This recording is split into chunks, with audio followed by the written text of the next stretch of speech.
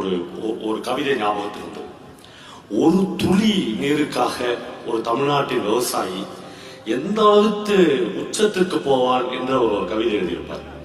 வானம் பார்த்த பூமியிலே நானும் ஒரு செடி வளர்த்தேன். செடி அரும்பி பூ பூத்து செவ்வண்ண காய் காய்த்தால் குடி விளங்கும் என்றிருந்தேன், கொஞ்சமோ நம்பிக்கைகள் என்று அந்த கவிதையை பரிணாமன் ஆரம்பிப்பார். அதுக்கு அடுத்த வரியாக அவர் இன்னொன்றை எழுதுவார்.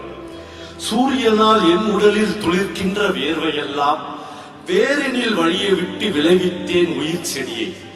சூரியனால் என் உடலில் துளிர்க்கின்ற வேர்வையெல்லாம் வேரினில் வழியை விட்டு விளைவித்தேன் உயிர் செடியை.